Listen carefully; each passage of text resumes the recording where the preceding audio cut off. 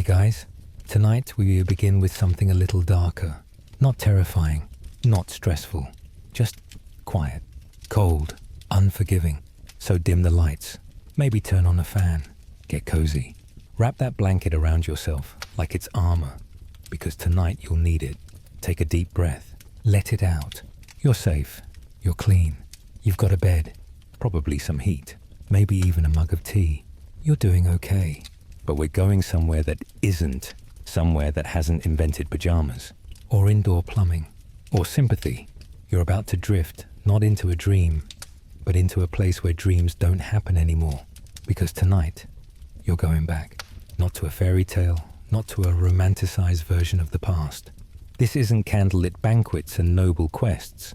This is the part of the past the stories skip. The dirt, the frostbite, the goat you're not sure is alive or just frozen standing up. This is real history. The kind that scratches, stinks and sighs under the weight of everything you'll never have. It's the year 1321. The middle of the coldest winter your village has ever seen. You are a medieval peasant, not a hero, not a rebel, not a character with a name. Just you, a you that doesn't matter. A you that will never be recorded, never remembered, and never truly warm again.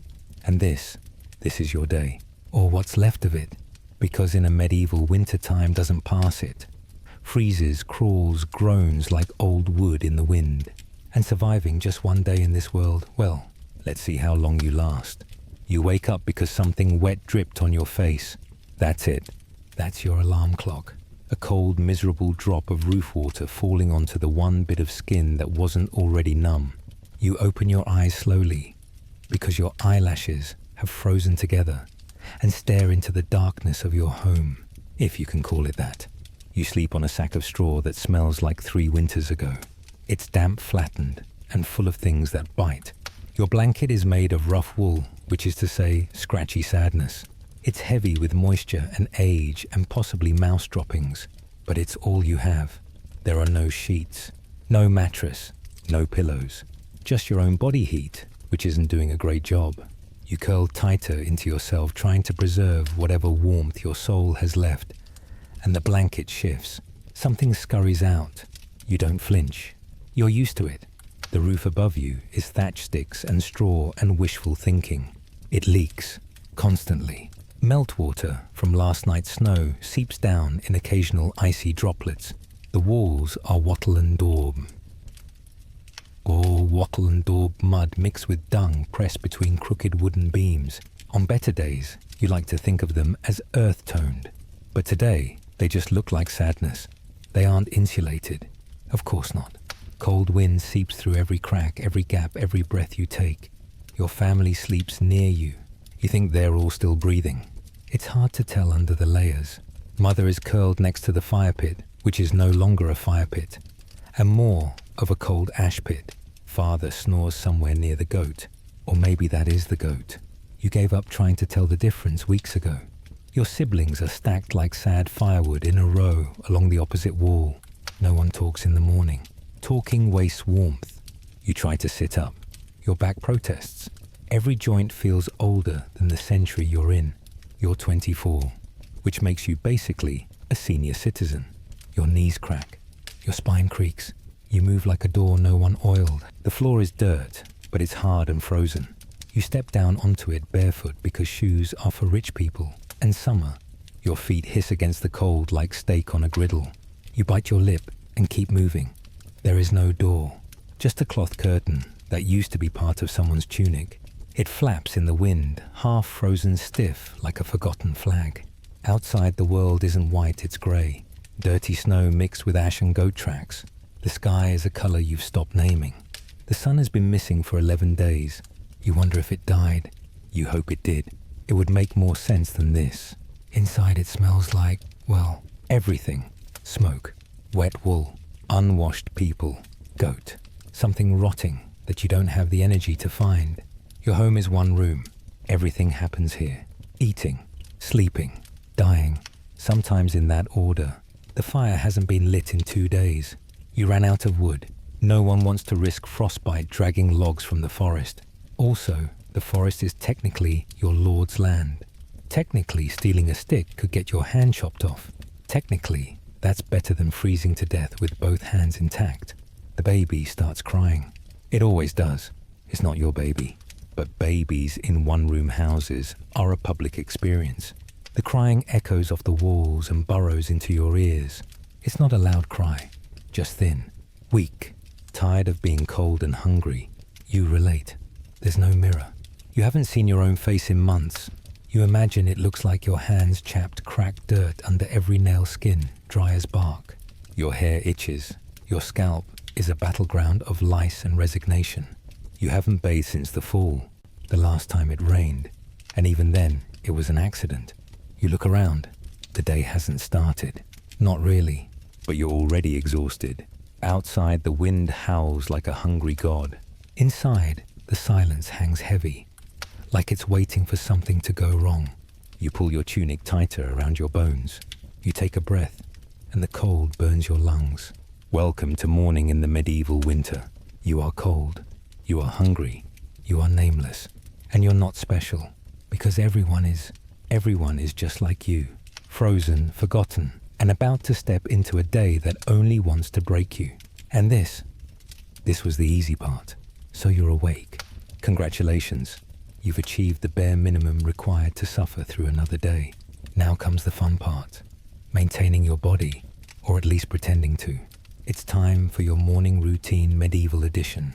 You'd think this would involve washing, grooming, maybe even stretching. You'd be wrong. Very, very wrong. Let's start with the basics. Nature is calling. Not politely. Loudly. Desperately. Your bowels are no longer requesting, they're demanding. There's no bathroom, of course. That word won't be invented for another several centuries. What you have is a bucket, and it's already kind of full, because everyone uses it, and no one empties it, not willingly. You carry the bucket outside, wading through slush, and regret trying not to gag. The air hits your face like a slap from an angry ghost. You squint into the wind, shuffle around the corner of the house, and find the designated area. It's behind a bush that gave up on life back in November. You squat. The cold bites you in places that should never feel teeth. The ground beneath you is frozen solid, but somehow still squelchy. You try not to think about it. There's no toilet paper. That luxury won't arrive for about 600 years. You use straw, or maybe a handful of last summer's dried leaves. If you're feeling fancy, a scrap of wool. But not today. Today, it's just your hand, and the knowledge that everyone else is doing the same. You wipe, you shiver, you try not to cry. Now comes the part where you toss the bucket's contents into the street, because yes, that's how it works. You open the shutter. There's no glass, just a wooden flap, and you dump it. Ideally, you yell Gardeloo to warn passers-by, but you don't have the energy, and even if you did, no one moves fast enough to avoid medieval sewage anyway. It hits the road with a sound you don't want to describe, mingles with everyone else's waste, and flows merrily down the slope toward the village center. You breathe through your mouth and close the shutter. Hygiene complete. But wait, there's more. Time to clean your teeth. Sort of. There's no toothpaste, no toothbrush, not even a blessed twig of mint. Some people chew on sticks. Others rub their gums with charcoal or ashes. You do your best with a frayed sliver of firewood and a prayer. Your gums bleed. You don't ask why. They always do. Your breath could kill a crow, but that's okay. Everyone else's could too. No one has kissed anyone in months. Not romantically anyway. Mouths are for chewing and apologizing to God. Nothing else. Your face itches. You think about washing it. You even splash some water from a wooden bowl in the corner. It's half frozen, and you're not sure what's floating in it. You don't ask. You don't want to know. The cold water stings your skin, and then your skin stops feeling entirely. You wipe your face with a cloth that used to be white. It now resembles a battlefield. You throw it back in the corner and call that done. You scratch your scalp. A louse lands on your shoulder. You flick it off, but you know it's a losing battle. The lice have won. The lice own you now. They've moved in, paying no rent, raising families, living their best lives. You try to ignore them. Your fingernails are black, not painted, just filled with the remnants of a dozen forgotten tasks. Dirt, grease, soot. You dig under them with a sliver of bone. It hurts. You stop. There's no nail file, no lotion, no soap. The concept of clean is more of a rumor. You are at best less dirty than yesterday, and that's good enough. You look at your hands, cracked knuckles, peeling skin, a blister you don't remember earning. Every line tells a story. None of them have happy endings. You smell like last week, maybe longer. You haven't bathed since autumn, and that was only because it rained hard enough to count. Bathing is risky. People say it opens your pores, lets the plague in. Water is suspicious. Baths are rare. And warm water, a myth. Heating water takes firewood. Firewood takes money. You don't have either. If you're lucky, you might get to visit the communal bathhouse in the village once a season. But it's not open this month. Too cold. Too many rumors of sickness. And too many other people. Bathhouses aren't private. They're public. Crowded. Awkward. Slightly scandalous. You're not sure whether people go there to get clean or to share infections more efficiently. So you stay dirty. You all do. It's communal filth. A shared experience. A social glue made of sweat and neglect. And now, finally, you're ready. That's a generous word. You've used a bucket. You've smeared your teeth with ash. You've splashed yourself with questionable water. You've scratched. You've flinched. You've accepted that your skin is no longer on your side. The morning routine is over. You are still alive. Your nose is red. Your fingers are stiff. You smell like a combination of sour beer, wet straw, and surrender. And you haven't even had breakfast yet. But don't worry. That's next. And no, it won't help. Getting dressed in the 14th century is less about expression and more about survival. Not fashion. Not modesty. Just raw, desperate insulation. It's you versus the wind. You wrapped in wool like a particularly sad potato. Let's be clear. You own one outfit. One. You don't pick from a closet. You don't decide between linen or cotton. You don't have a drawer. You have a nail in the wall and a tunic that's older than your youngest sibling. And that tunic, it's not clean. It's not even dry. It's just there, waiting. Stiff with use. Folded with yesterday's sweat. Stained with memories you'd rather forget. It's made of coarse wool. Unlined. Unapologetic. The fibers scratch your skin like tiny angry twigs. You pull it over your head, and the neckline bites at your ears. It smells like the floor of a stable, because it's been there. More than once. You wear a linen shift underneath if you're lucky. And today, you are lucky-ish.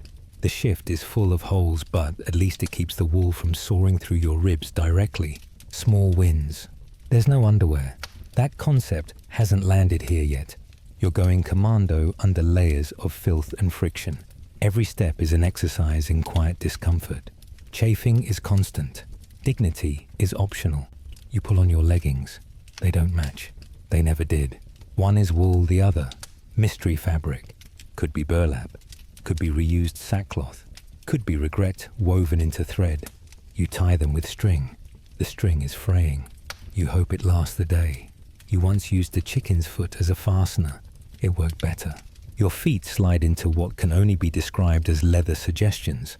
They used to be shoes. Now they're vaguely foot-shaped containers made from untreated hide. The soles are worn to the thickness of hope. The stitching is coming undone. One is stuffed with straw, the other with guilt. They are permanently damp. You do not remember the last time they were dry. You do not remember the last time you were dry. Socks, absolutely not. If your mother had time last fall, she might have knit something resembling a sock. You used it to plug a hole in the thatch. Priorities. Now comes the outer layer. A cloak. Not a sweeping, noble garment. Just another wool rectangle with a hole for your head and some twine to hold it closed. You wrap it tight. It holds no warmth. It's more ceremonial at this point. You wear it to say, yes, I have tried. Please don't let the wind remove my soul. You scratch your chest. Something moves. Lice. They're always here.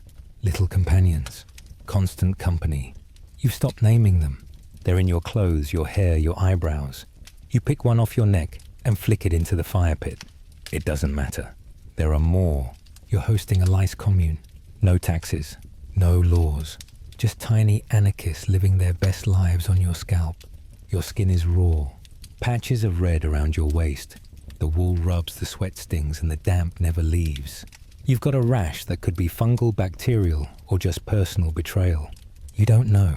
There are no doctors, only guesses. Your aunt tried to rub garlic on hers once. She still smells like failure. You glance down at your hands. Your nails are black-rimmed and cracked. Blisters dot your palms. Some have popped, some haven't. All hurt. The skin between your fingers is dry, flaking like old parchment.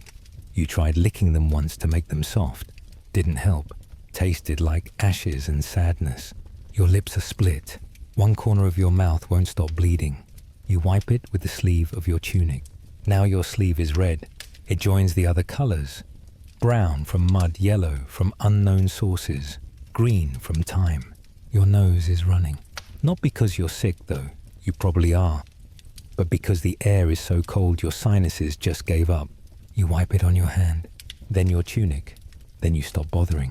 Everyone's doing the same. You think about when you last saw someone clean. You can't remember. Probably the priest. Though even he has something crawling in his beard. Your breath fogs. You cough. It rattles in your chest. A deep wet sound, like wood soaked too long. You spit into the corner. The phlegm is thick. It lands with a sound you ignore. You're used to it. You hope it's not the start of something. You hope it's just winter. Or at least a slow disease. Something that lets you finish the week. There is no ointment. No bandages. No creams. If you get a cut, you rub dirt on it and hope for divine intervention. If it festers, you ask the healer for boiled moss and whispered prayers. If it spreads, you start digging your own hole.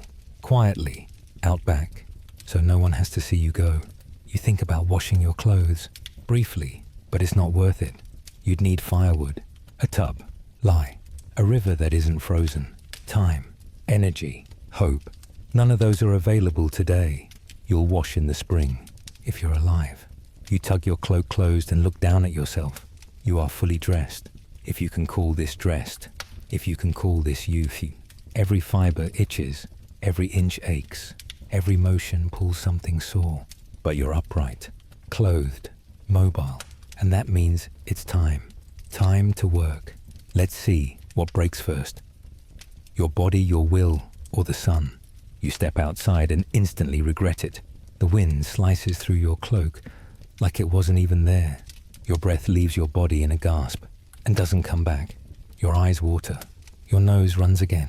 You don't wipe it this time. What's the point? The village is awake, or at least moving. No one is ever fully awake here, just conscious enough to suffer. Smoke curls from a few hearths, thin and desperate. Frost coats the mud, pretending to make it solid. It's lying. Your foot sinks with the first step, and the slush laughs at you. You keep walking. You always keep walking. You pass the baker's hut. The baker is already shouting at someone. It's too early for hope, but not for noise. Someone else is dragging a dead pig. You don't ask where it came from. You don't ask who it was yesterday. Today your job is what it always is. Survival labor. No desk. No job title. No upward mobility. Just tasks. Endless punishing tasks assigned by the nearest authority figure, or whoever's still alive and yelling. You reach the Lord's fields. You don't own them. You never will.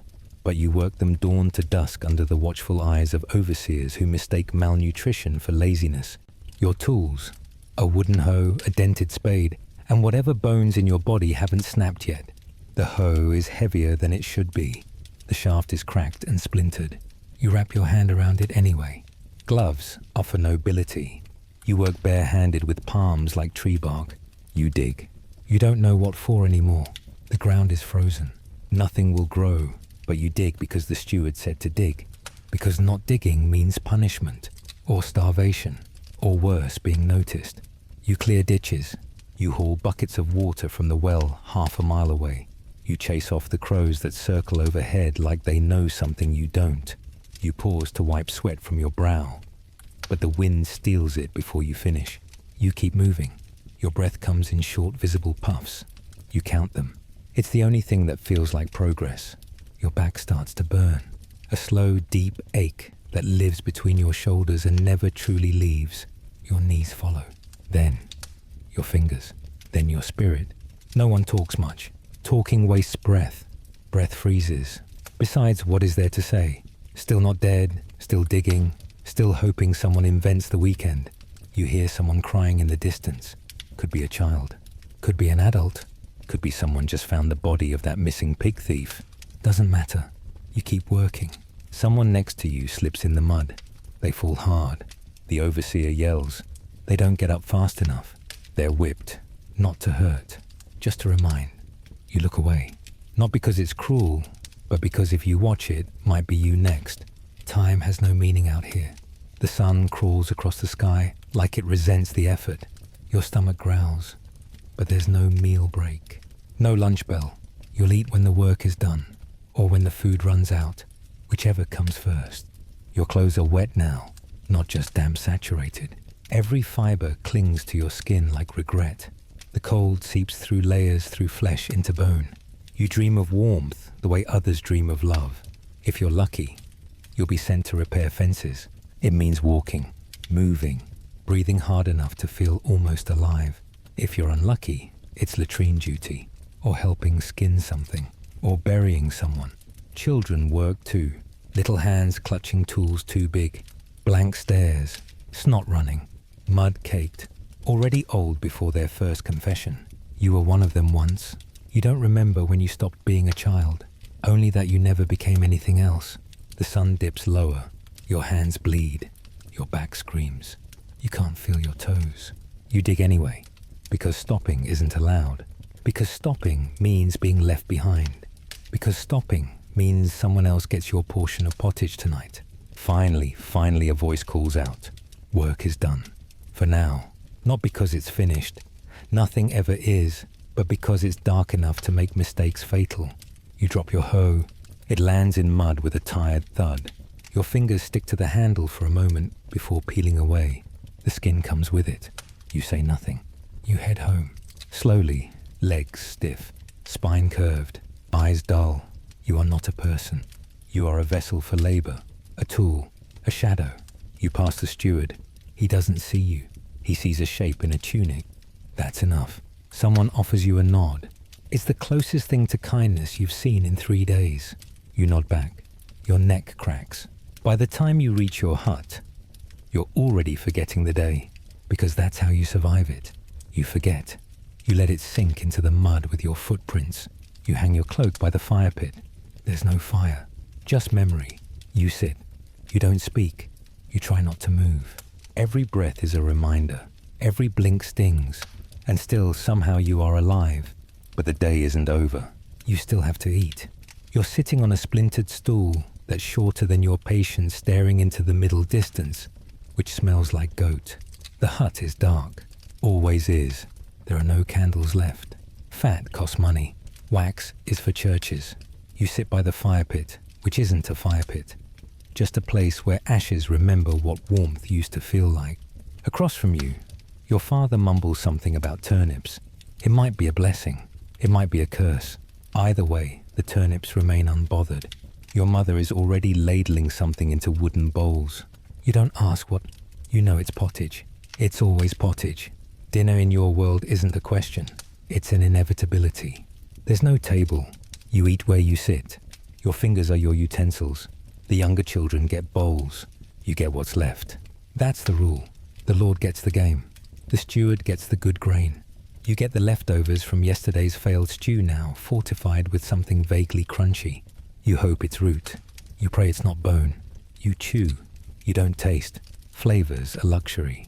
You've read about spices in stories you were too tired to finish. Pepper costs more than you make in a season. Salt is locked away in the manor like treasure. Your food tastes like mud and memory. But you eat it, because not eating is a worse kind of pain. And across from you sits the proof that none of this changes. Your little brother, eyes already dull, hands already calloused. He's 6. He helps in the field when it's warm enough. When it's not, he stirs ash and chases rats out of the grain pile. He's going to grow up to be you, if he's lucky. Your older sister used to sit here too. She's gone now. Married off to a cooper 2 villages over. She cried for 3 days, not because she didn't like him, but because he wasn't cruel enough to die young. Now she belongs to someone else. That's how marriage works. It's not love, it's livestock management. But with people, your mother once told you she was promised to a man she never met. He died of a fever the week before the wedding. She didn't celebrate, just married the next name on the list. Your father, he was quiet, still is. That's considered romance here. If you're a woman in this village, your choices are limited. And by limited, we mean non-existent. You grow up, you bleed, you marry whoever your parents say, or the steward, or the priest, or a man with too much ale and not enough goats. You get pregnant. You survive the birth maybe. Then you do it again, until you don't. Widows don't fare much better.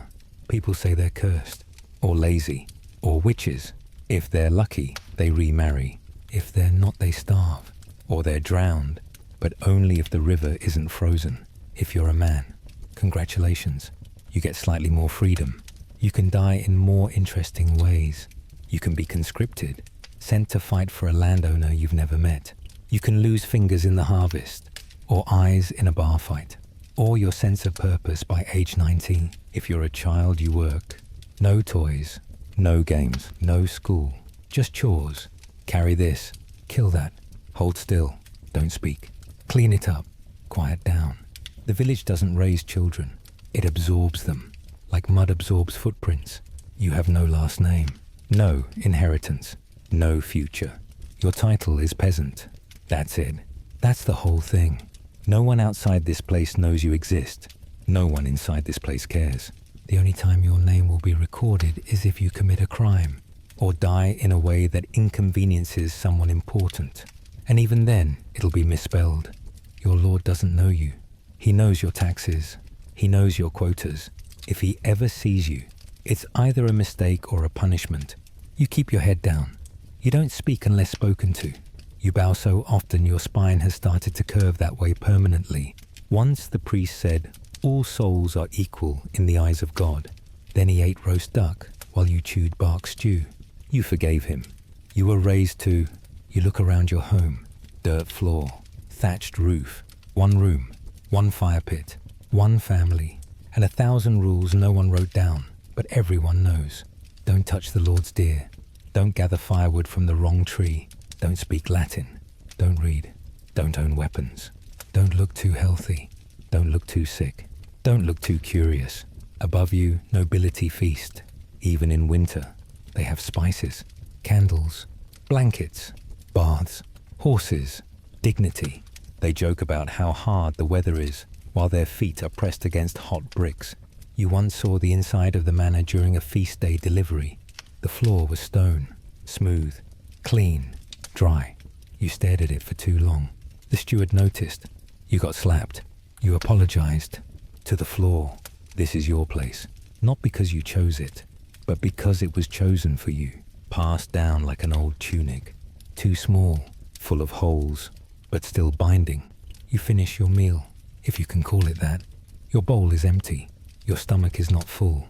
You lick your fingers because there's nothing else. And now you rest. Because tomorrow you do it again. Unless the church has something else planned. The priest said Mass would be at sundown, and by said he meant shouted. Through the square, over the goats, at a volume suggesting God might be hard of hearing. You heard it. Everyone did. You always do. The church bell rings like it's trying to wake the dead or warn them. And maybe it is. You shuffle toward the chapel with the rest of the village. There's no pew for you. No cushion. Just a splintered bench and the vague hope the fire's still burning near the altar. It isn't. The wind finds the gaps in the stone walls and whistles through them like a cold, indifferent ghost. You sit. You try to look pious. You don't know what pious means, but you know what happens to people who look insufficiently repentant. Whipping, stocks, exorcism, a sermon that feels longer than childbirth. You bow your head. You fake it. Everyone does. The priest enters in a flurry of fabric and phlegm. His robe is stained, but dramatically, so like he's doing cosplay for the Book of Revelation. His breath smells like garlic and power. He raises his hands. The service begins. You don't understand the words. They're in Latin. Latin is for God the Church, and the man who beat your cousin for stealing a duck. You repeat the sounds as best you can, like a child mouthing along to a lullaby made entirely of threats. You kneel when others kneel. You rise when they rise. You do not think. That's not your role. The priest talks of sin. Your sin. Everyone's sin. Original sin, accidental sin, hypothetical sin, seasonal sin. There is no action too small to offend heaven. There is no gesture too pure to escape suspicion. Did you think a bad thought? That's sin. Did you enjoy your pottage too much?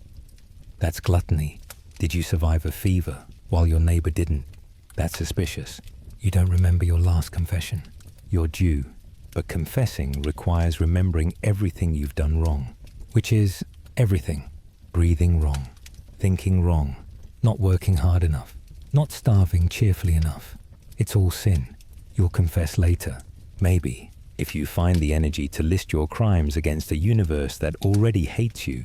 The priest tells a story, a cautionary tale, about a man who skipped mass and got the plague, about a woman who gossiped and had her tongue rot out, about a child who didn't pray before sleeping and never woke up again. You glance at your siblings. They are definitely not praying before bed. You quietly start writing their obituaries in your head. Hell is very real here, more real than hope.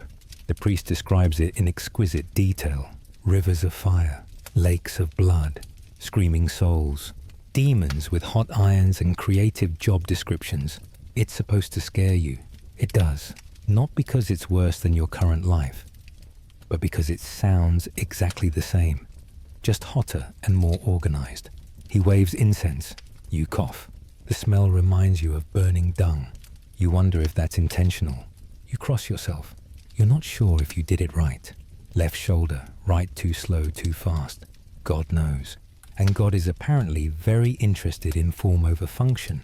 There's a hymn. You try to sing. Your voice cracks. The man next to you sounds like a dying rooster. You both keep going.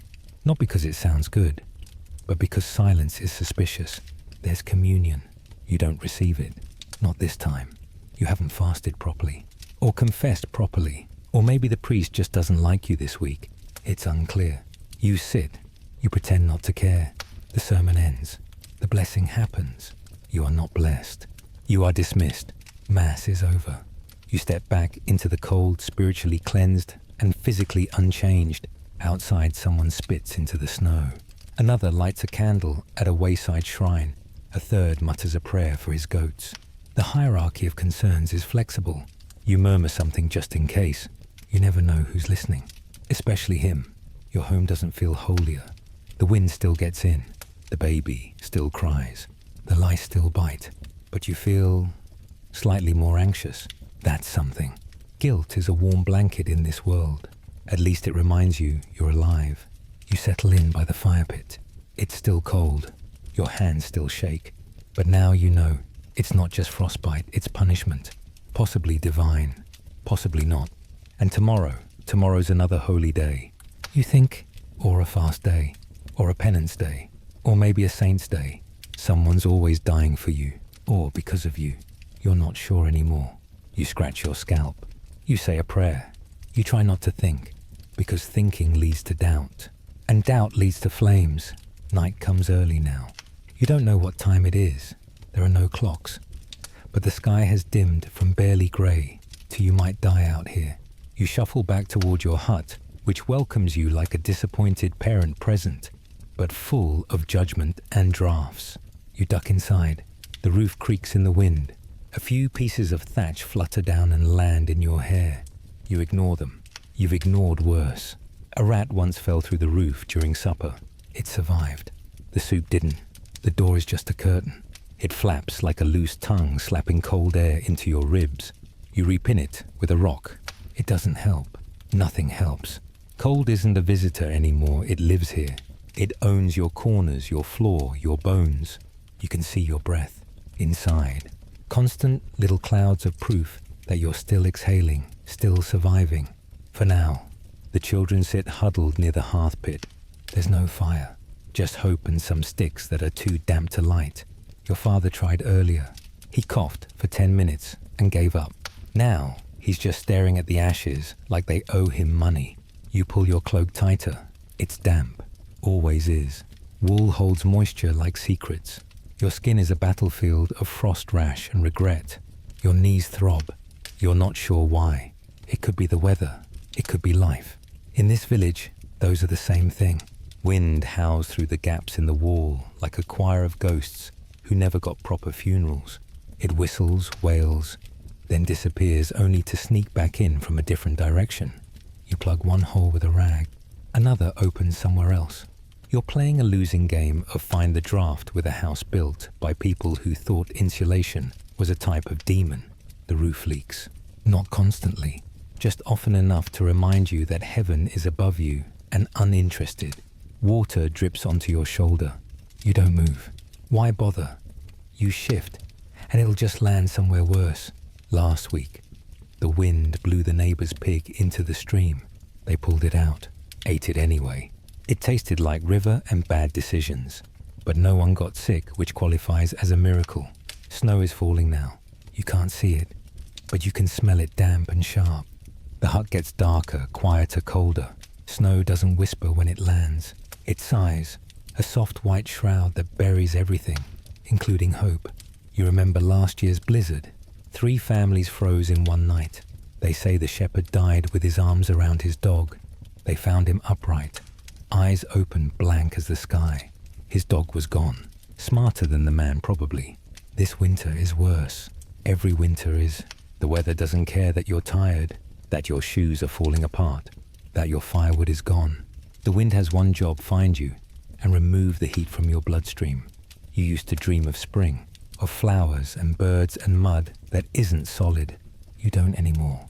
Spring is just another lie told by calendars you don't own. The earth is no better. The fields are frozen. The ground bites your feet when you walk. The well keeps icing over. You chipped your fingernails trying to break it open yesterday. Your fingers still burn, or maybe they're numb. It's hard to tell anymore.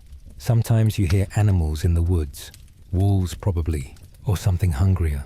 You hope they're not coming for the goats. You also hope they are, because then at least there's a chance for meat.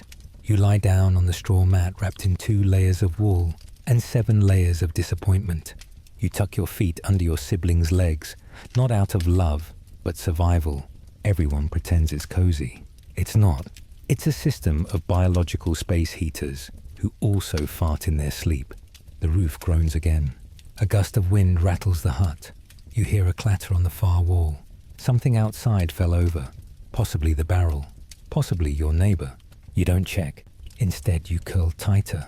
Try to hold your own body heat like it's a secret. The cold creeps in anyway. Through fabric. Through skin. Into bones.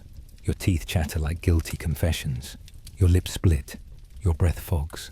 And somewhere in all that freezing, flickering silence, you ask the question no one in this village says aloud. Will I make it through the night? You don't answer. You just lie there and let the cold decide. You're hungry. Again. Still. Always. And now it's time to put something in your stomach.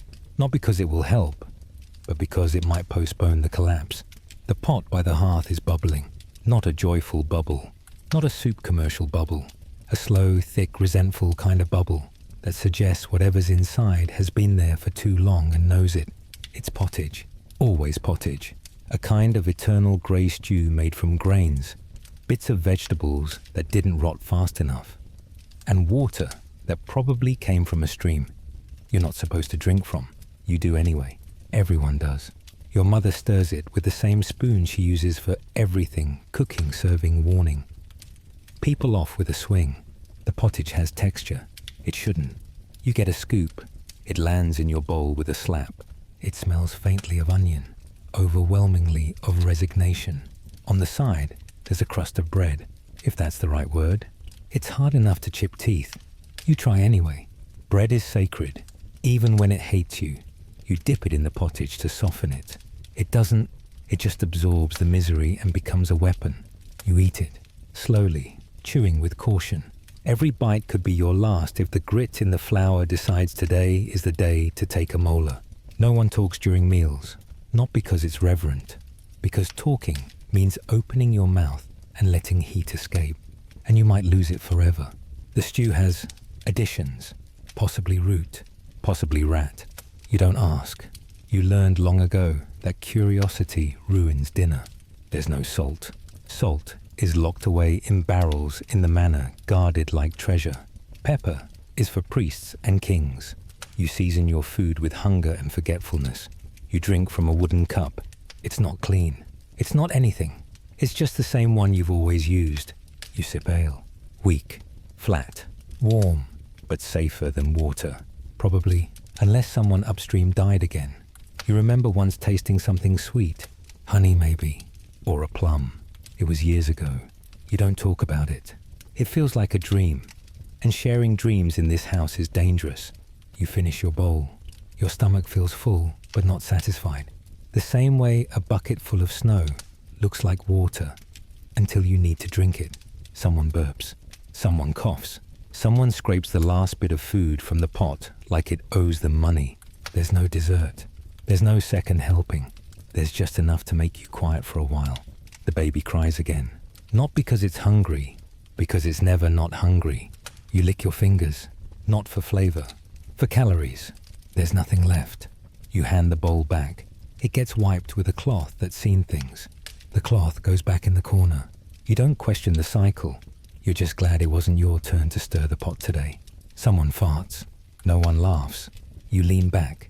Your stomach gurgles. It's not gratitude. It's warning. And that was dinner, or lunch, or breakfast. Doesn't matter. It's all the same. A temporary delay. A full stomach stretched over an empty life. And soon it'll be time for judgment. Because nothing makes people feel righteous like someone else's mistake. You hear the shouting before you see the crowd. That's never good news. Shouting this early means someone's been caught. Someone's been stupid, or someone's been chosen. And if it's not you this time, then it's your job to watch. The square is muddy as always. The kind of mud that's never quite dry, never quite frozen. It sucks at your boots like it wants a piece of you. People are gathering. Quietly. Not because they care, but because not showing up would be remembered. And in a village where memory is short but revenge is fast, you don't want to be remembered. Today, it's the butcher's son, or maybe the cooper's apprentice. You can't tell he's got a bag over his head.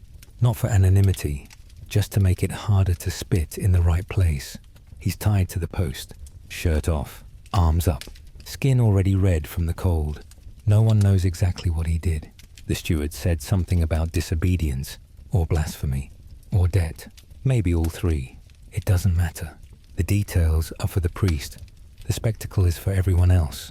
The whip is old, leather cracked, but still loud.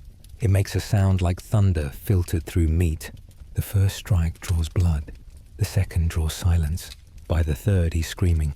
By the fifth, he's not. You've seen this before. Everyone has. The point isn't to teach. It's to remind you what pain looks like, what obedience feels like, what power means when it's backed by a rope and a man with no hesitation. You look around. Some people pretend to cry. Others don't bother. One boy eats a crust of bread while watching like it's entertainment. Maybe it is. Maybe that's safer than feeling anything else. The priest reads scripture as if God personally commissioned this theater. He talks about discipline, about divine justice, about humility. And then he blesses the man holding the whip. No one helps the boy afterward. They'll leave him there until sundown.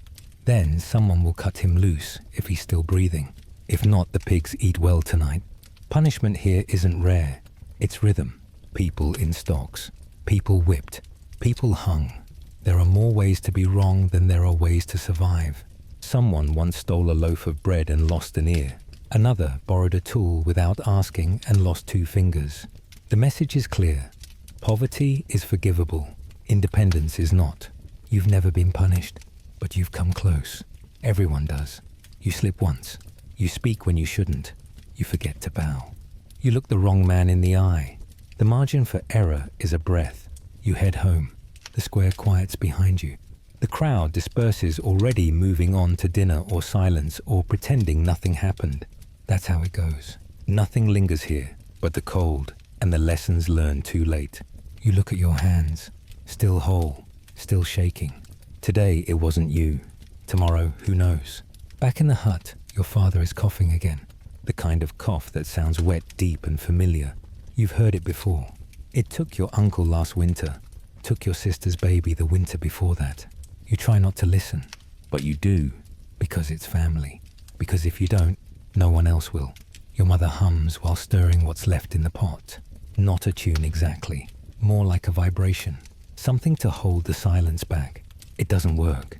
The silence gets in anyway. Your brother is picking lice off his sleeve like it's a game.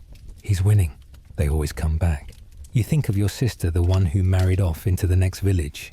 She visits sometimes, brings dried herbs, cloth stories. Her hands are rougher than yours now. Her smile is smaller. She never stays the night. Her husband is the kind who notices when things are missing. Like wives. There's a girl you've spoken to 3 times. She works with the sheep. Her eyes are kind in a way that scares you, because kindness costs something here. And you're not sure she can afford it. You've never touched her hand, but you've imagined it. And in a place where dreams are dangerous, you keep that one close. Marriage is trade. Everyone knows that. A daughter for a goat, a cousin for a fence, a son for 5 acres if the steward drinks enough. Love is not in the equation. Love is an accident, or a joke, or a death sentence. You've seen what happens when love goes wrong, when someone chooses for themselves. The priest says those are the loudest funerals. Sometimes you wonder what would happen if you left, just walked down the road and didn't stop. But the road is long and full of worse villages, and the woods don't care if you have dreams. The wolves don't either, so you stay. You tie your future to other people's expectations. You eat your meals and mend your cloak and nod at the neighbor who once broke a man's fingers over a chicken because he apologized. And because winter makes forgiveness seem practical, you love your family. In the way that trees love the dirt through necessity, not affection. You protect each other, not because it's noble, but because no one else will. Your mother would die for you. Your father might already be dying. And you're just trying not to be the reason someone else gets hurt. Outside, the wind howls. Inside, your brother finally sleeps. You scratch at your neck. Feel something squirm, flick it away. You don't pray for love. You pray for another day. And that's the closest thing to love this place can afford. The fire's gone out. You're not sure when. You didn't hear it die, no. Dramatic hiss, no curling smoke. Just gone. A slow fade from something to nothing. Now the room is colder. Not freezing, but sinking. Like the heat has decided you're not worth the effort anymore. Everyone's asleep. Or pretending. Sleep here is less a state of rest and more a negotiation with the dark. Your mother is curled around the baby. Your father wheezes. Your brother makes small noises. You don't move, not because you're comfortable, but because you're afraid of letting the cold in deeper. The blanket is damp. It always is. There's no such thing as dry in this season. Moisture clings to everything, the straw, your sleeves, the air. Even your breath feels soggy. You pull the covers up to your chin and try to disappear. The hut groans. Wind rattles the thatch. Something scrapes across the roof. Maybe a branch. Maybe not. You tell yourself it's a branch. You don't believe it. You close your eyes. Try to count your heartbeats. Try to slow them. Try to forget that there are things in the dark that don't need names. Stories you were told as a child. Shadows that were never just shadows. The old woman who lives on the edge of the village says the night listens and remembers. You believe her. Your legs ache. Your back burns. Your shoulders twitch with cold. Your fingers are too stiff to clench. You stop trying. The chill has moved inside. Not biting, just nesting. It feels like it belongs now. Like it has rights. Someone outside is walking, crunching over frost. The footfalls are slow, measured. You don't know who it is. You don't want to. The curtain rustles, not from wind, from weight. Then nothing, just quiet. You hold your breath, and then you let it go. If something's out there, it's not for you. Not tonight. Or maybe it already came, and you're just too tired to notice. That's how it happens sometimes. The stories say death knocks, but here it just slips in with the cold and lays down beside you. You fall asleep eventually. Maybe it's hard to tell. There's no difference between dreaming and lying very still, while the world forgets you. And that's night. That's all it ever is. You don't wake up.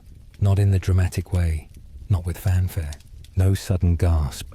No flash of light. Just nothing. The fire never came back. The cold didn't get worse, it just stayed. You drifted the way a feather drifts down and down until it finds a place even the wind forgets. Someone shakes you in the morning. Light through the curtain, weak and indifferent. A hand to your shoulder. It doesn't register. Your skin is cold. Not blue, not stiff. Just colder than it should be. Your mother doesn't cry. She stares, then checks your breath, then your eyes, then sits down very slowly and says nothing. Your brother keeps sleeping. The baby fusses. Someone outside is shouting about a missing goat. They leave you wrapped in the blanket. They don't have time to bury you right away. The ground's still frozen. Your body is placed in the corner next to the broken stool and last summer's bundle of kindling, covered with an extra tunic. Someone will dig the hole tomorrow, or the next day. Maybe there's no funeral, just chores. Life continues, badly. The priest will mention you in passing, not by name. Just the boy from the south side. He'll say something about rest and sin and the Lord's mercy. The same words he says for everyone. The same ones no one listens to. Your spot by the fire will be taken that night. Your bowl reused. Your blanket split between siblings. Within a week, your name is a thing people say with squinting eyes. Within a month, it stops being said at all. But for now, you're still here. A little bit. In the smell on your blanket. In the scratch on the post. In the quiet nod someone gives the next time the cold gets too sharp. You were a person. And now you're not. And that's it. Not a tragedy. Just Tuesday. And now back to you. Yes, you the one warm and upright. The one with socks, a mattress, and probably a ceiling that doesn't drop straw in your hair. The one who just spent 2 hours lying in someone else's frozen skin, breathing someone else's bitter air. You survived. Sort of. You made it through the full day. Barely. But you didn't get out alive. Because no one ever does. So now, as you lie in your bed, soft, modern, safe, remember this. You didn't dump your toilet out a window. You didn't chew bread that fought back. You didn't share a lice colony with 6 other people and a goat named Silence. You didn't fall asleep wondering whether tomorrow would kill you with hunger disease or other people. You didn't have to survive. And that makes you lucky. Unbelievably, absurdly lucky. The next time you complain about the Wi-Fi dropping for 10 seconds, think of that kid curled under a moldy blanket, waiting for the sun to either rise or give up. The next time someone says, "It's cold in here," ask them if their mattress is made of hay, ash and legacy trauma. The next time you wonder what's for dinner, be grateful. It isn't pottage again, flavored with root vegetables and resignation. You are not special, but you are here, and that's enough. Now rest, really rest, because tonight, you didn't just fall asleep. You traveled somewhere cold, brutal, and forgotten. And the miracle isn't that you survived it. It's that you can leave it behind. You don't speak all morning. Not when your mother finds him and doesn't move for a long time. Not when she finally stands up, jaw clenched, like it's the only thing holding her together. Not when she tells you to take the baby and feed it something, anything. Not when your father turns away without looking. No one says the word, "not yet," not out loud. You keep expecting him to sit up, scratch his neck, swat a flea, yawn and groan about the cold like always. But he doesn't. He's there and not there. Still shaped like him, but without the weight. Your mother wraps him tighter in the blanket. Not reverently, not slowly, just firmly. Like she's trying to pack the grief down where it can't leak. Then she moves him to the back wall beside the extra straw near the gap in the daub that lets the wind in. You don't ask when he'll be buried. The ground's too hard. No one has time to dig through frost. No one wants to do it. She doesn't cry. You don't either. You're too scared that if you start, it won't stop. You carry water from the well that morning. It sloshes in the bucket, freezing at the edges as you walk. Your hands go numb on the handle, but you don't care. The cold keeps you from feeling everything else. The old man with no teeth sees you pass and gives a little nod like he knows. You nod back. You don't want to, but if you don't, he'll tell the priest. And then there'll be questions. You're too tired for questions. The goat's out again, chewing bark from a half-dead tree near the fence. You don't chase it. Not today. If it runs, let it run. Maybe it knows something you don't. Maybe it has the right idea. Your sister doesn't come by. She's supposed to bring herbs and word from the other village, but maybe she heard. Maybe she just felt it in her bones and decided not to walk this way. You wonder what you'll say when she does come. If you'll even say it. If you'll just point to the blanket in the corner and let her figure it out. You keep waiting for the priest. He always comes when someone dies, but he doesn't show. Maybe he's sick. Maybe he's drunk. Maybe he doesn't remember your brother's name. Maybe he never learned it. You try to eat, but your mouth tastes like wool and old soup. You choke down pottage anyway. You're not allowed to waste food. Your mother's hand twitches when she sees you leave a crust of bread behind. Her eyes flash the way they do when she's too tired to yell. You eat it. You chew it slow and pretend it's something else. Something warm. Something kind. But it's still just crust. Still just dust and water and old wheat. The wind howls harder that night. It gets into the hut like a snake curling around your ankles, licking at your spine. You lie down near where he used to sleep. You tell yourself it's warmer here. That's a lie. It's colder. Not just the air, everything. The floor, the straw, your bones. You think about the last time he told you a joke. It wasn't funny. Something about a chicken and a barrow and a crooked steward. But you laughed anyway. Not because of the punchline. Because he looked at you like you were in on the joke. Like it was yours too. You keep your eyes open that night, listening for the roof to crack, for a louse to bite, for your name to be called. It never is. No one calls you by name now. They say boy or you there, or take this, carry that. Maybe your name went with him. Maybe it wasn't yours to begin with. You count your breaths. You reach out your hand in the dark. You find the straw where he used to be. You grip it like it might grow back into him if you hold tight enough. But it doesn't. Nothing does. You wake up the next morning with a crust of blood under your nose and a new crack in your lip. You don't care. You get up. You haul the bucket. You stir the pottage. You patch the fence. You don't speak. You don't cry. You just survive, which in this house is how we say goodbye. You don't ask where he's gone after that. You just live around the space he left like a hole in the floor. No one has time to fix. When people walk into your hut now, they glance at the corner at the bundle under the tunic, then glance away just as fast. No one speaks of it. Speaking gives it shape, and no one wants to shape grief. When they're already breaking their backs, shaping firewood and wet earth, and the kind of silence that never really stays down. Your mother moves slower, not in the obvious way. Her arms still swing, her steps still fall. But something behind her eyes doesn't turn anymore. She hums less. She flinches more. Your father barely looks up at all. Sometimes you wonder if he even knows, or if he knew long before it happened. If he saw it coming and just chose not to speak. That would be like him.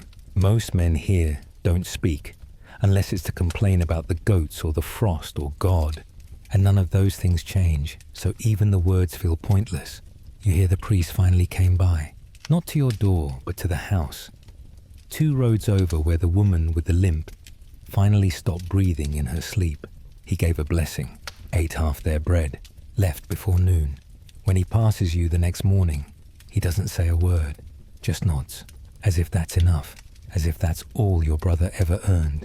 The nod of a man, too tired to pretend he remembers you both. You carry wood from the edge of the forest that day, farther than you're supposed to.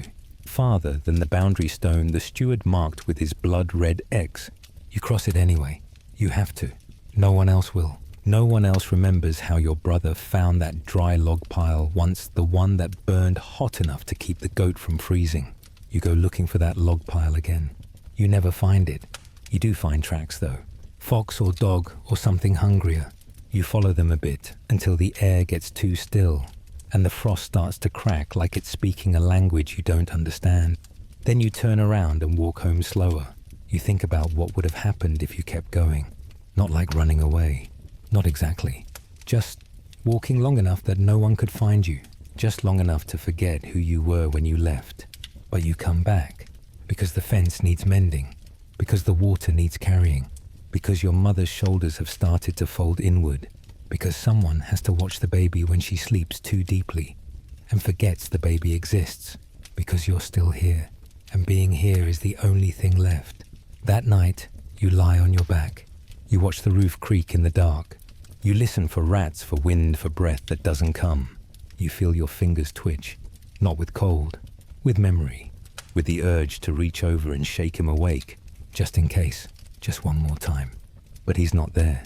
He hasn't been there for days. You count your ribs. You count your breaths. You fall asleep thinking about the log pile you couldn't find, about the goat that still bleats in its sleep, about the sound the priest didn't make, about the last joke your brother told, and how it didn't make sense even when he explained it. You tell it to yourself anyway, quietly, without laughing, just to remember the rhythm of his voice, just to prove that someone still does. The days don't get better. They just get farther away from the one that mattered, the day he didn't wake up, the day you didn't scream, the day your mother didn't bury him. Everything since then has been made of that same slow dust that clings to the corners of the hut, that sits in your mouth even after a drink, that makes your bones feel older than your years. You stop saying his name in your head, not out of malice, just fatigue. It starts to feel like lifting something heavy every time you do, and your hands already hurt from the bucket, from the fence, from the way the water bites when you try to crack the ice at the well. One morning, your mother looks at you for a long time, while you chew a crust of bread that might have been his last. Her mouth opens, then closes, then opens again. You think she's going to say it. You think she's going to tell you she misses him, that she dreamed about him last night, that she woke up thinking he was still next to her, but she just says, eat slower. You're wasting it. You nod. You chew quieter. She walks away. The blanket he died under becomes part of the wall, folded up and tucked behind a stack of firewood. Eventually, it starts to smell like everything else in the hut. Ash, damp, smoke and skin. And then it stops smelling like anything at all. The baby learns to say your name. Not brother. Your name. Like you're the only one now. Like you've always been the only one. You hate it. Not because of the sound. Because of the lie. You start waking up earlier. Before the others. Not to think. Not to pray. Just to move. To feel your feet in the frost. To watch the sun pretend it wants to rise. To convince yourself that maybe this morning you can carry something he would have carried. Do something he would have done. You find yourself squatting by the edge of the field one evening. Hands in the dirt. Fingers freezing. Trying to remember the way he used to dig. The rhythm. The force. You can't recall the details. Just the sound of his breath when he was tired. The way he cracked his knuckles when the work was done. So you do it. Crack your knuckles. Loud. Once. The sound echoes off nothing. You wait. Nothing happens. You get up. That night, you dream he's still there, standing in the doorway, backlit by a sky that doesn't exist in real life. His arms are full of wood. His face is mud-streaked and alive. He says your name and it sounds right again. It sounds like it did when you were both whole. Then you wake up, and the silence is bigger than it's ever been. You go outside. The snow's falling. Light. Almost soft. You open your hand and catch some. Watch it melt. You whisper his name into your fingers, then let them close around it. Then open again. Empty. Just frost. Just breath. Just morning. You go back in. You shut the curtain. You stir the pot. You wipe your brother's name off the rim of your cup and drink from it anyway. Because that's what's left. Because that's all there is. The snow doesn't stop that week. It just keeps falling. Not in blizzards, not in storms, just steadily, relentlessly, like a memory that won't leave your side. The village gets quieter. People speak less. Doors stay shut longer. The baker stops shouting in the mornings. Even the goats bleat softer, like they know something's coming and they don't want to draw attention to themselves. You stop trying to find meaning in it. Meaning is something the priest talks about, something the Lord claims to offer. But here it's just flakes piling up in the corners of your life. You check the blanket in the wall once, just to see if it's still there. It is. Damp now. Heavier. You think about pulling it out, wrapping it around your shoulders, letting it touch your skin. But something in you can't. Not yet. Maybe not ever. One of the neighbor boys dies. No one's sure. How? Just that he didn't get up for chores. And by the time his father found him, his lips were blue and his hands were curled like dry leaves. You help dig the hole. You don't say anything. You're just grateful the ground was soft enough to let him in. You wonder if your brother will get the same. If one day someone will decide the frost has eased and give him a place outside this hut, somewhere beyond the walls where the air still moves. You ask your mother quietly. She says, "When I'm ready." That's all. Not soon. Not we'll see. Just those words as flat as the floor. When I'm ready. You don't ask again. The steward comes by one evening. Not for you. For taxes. He doesn't step inside. Just barks numbers through the curtain and waits. Your mother hands over a sack of barley and a string of dried fish. He says it's short. She says the river was bad this year. He says nothing. Then says, "You've still got one more son, don't you?" Her hand tightens around the sack. "He's strong," the steward adds. "He could help with repairs at the manor. Just a week, nothing more." She doesn't look at you, just nods, and you understand, because that's the deal here. One goes, one stays, the rest keep breathing. You pack that night. Not much, just your cloak, a crust of bread, and a knife with a crooked handle. You almost reach for the blanket. Almost, but you leave it, because he didn't take anything with him, and neither will you. In the morning, your mother presses a flat kiss to your forehead. Your brother clings to your leg until your father coughs, and he lets go. You walk out into the white. You don't look back. You can feel the shape of the house behind you, like a scar. You walk to the manor. The snow crunches beneath your feet. The cold presses against your ribs. You keep walking, and with every step you wonder if this is how it begins again. Who will tell your story when you don't come back? The manor looms like a wound on the hill, stone walls, narrow windows, smoke curling from its chimneys, like it has more breath than the entire village combined. You don't look at it directly as you approach. You look at the boots of the man in front of you, at the hoof prints, frozen into the mud, at your own breath, coiling into the grey air and disappearing before it finishes forming. The steward doesn't speak as he leads you in. He's not the kind that needs to. His silence is sharp enough. The servants glance at you as you pass, but only briefly. You're not unusual, just another borrowed body, another set of fingers to bleed against someone else's wall. They bring you to the stables first. The smell hits you fast. Hay rot, manure, something sour you don't name. You get told what to do by a boy who can't be much older than you, but wears a coat that says he matters more. You nod. You say yes. You say, "I understand." You don't, but that's not the point. The point is not to make trouble. The point is to leave whole. You sleep in the hay the first night, alone but not really. There are mice, of course. Rats too. They don't bother you. Not like the snoring from the far end of the barn. Not like the dreams that come when your eyes finally close and your brother's face is still there. Smiling this time, but wrong eyes, empty like windows before a storm. You wake up cold. You never went to sleep warm. Every day is work. Shoveling, hammering, hauling things you weren't built to lift. Your fingers split. Your back aches in ways that feel permanent. You see your reflection once in the water trough rippled and faint. You look older, more narrow, more silent. No one calls you by name. They call you Peasant, or you there. Or sometimes nothing at all. You answer anyway, because your real name still lives back home under a blanket by the wall. One night, you sit by the fire behind the stables. No one's watching. You pull out the piece of bread you saved. You don't eat it. You just hold it. You whisper a joke. The chicken and the barrow won. You laugh once quietly. It doesn't sound like you. Then you eat the bread slow and solemn like it's communion, like it's a memory you can chew. On the sixth day, the steward nods and tells you to go home. You don't ask why. Maybe he felt generous. Maybe the work was done. Maybe they found someone stronger. You don't care. You just walk, step by step, down the slope across the frozen ruts through the trees that barely remember leaves. You see your hut in the distance, smoke from the chimney, a new curtain over the doorway. When you step inside, no one reacts. Your mother looks up, nods. Your brother says your name. The baby doesn't cry.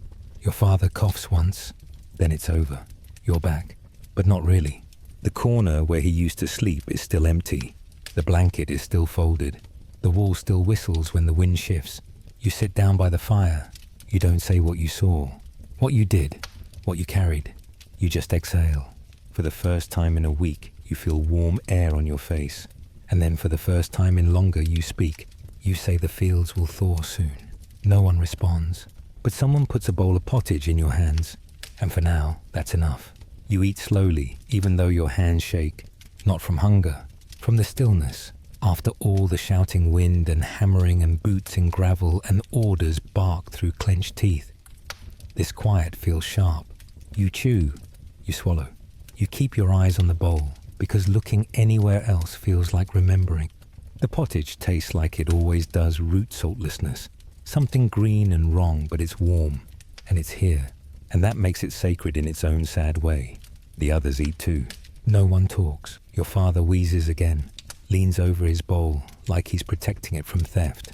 Your brother stirs the pottage with his fingers before licking them clean.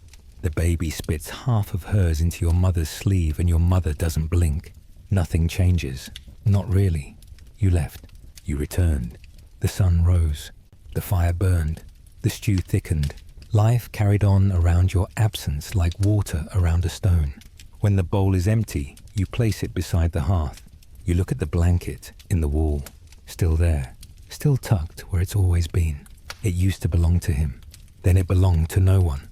Now it just waits. You wonder if it remembers him. If it remembers you.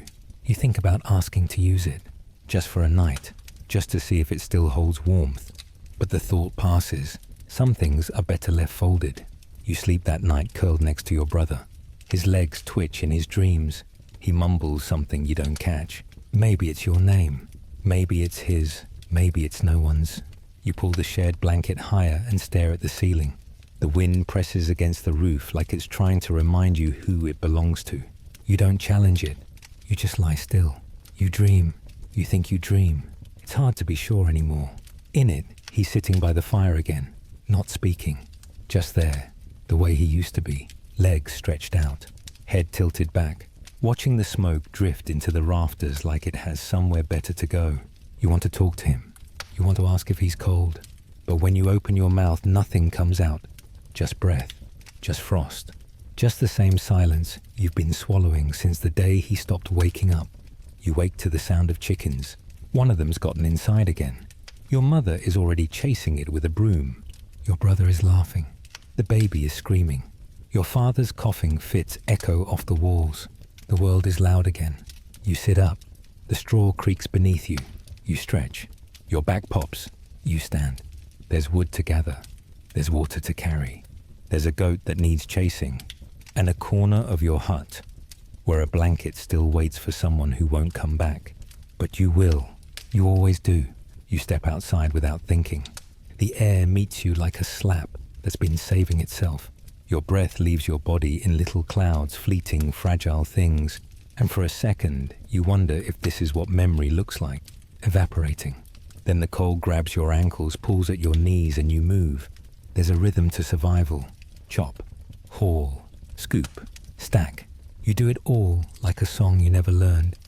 But somehow, know the beat of. The trees at the edge of the forest look the same as they did last week, last month, last lifetime. Their branches heavy with snow, their trunks crooked like backs that forgot how to stand. You don't go far, not today. Just enough to bring back a few sticks, not enough to disturb the ground where the old dog was buried, not enough to get lost in your own thoughts. Back at the hut, your brother's trying to mend a fence with more hope than skill. You help him. You don't speak. He doesn't ask where you were or what the steward made you do. He just hands you the twine and holds the post still. And in that, you feel the closest thing to an apology you've ever had. By midday, the stew is bubbling again. Not because anyone's hungry, but because the fire's burning and there's something to put on it. You stir. You wait. The goat tries to climb the woodpile. Your brother laughs so hard he almost falls into the mud. You catch him. He brushes you off like it didn't happen. Later, the priest comes by. He doesn't go inside. Just leaves a sack by the door grain maybe, or penance. You don't check right away. He nods. You don't nod back. He walks off before the door curtain can move. You watch him disappear behind the trees, his footsteps too light to follow. That night, your mother finally says your brother's name out loud.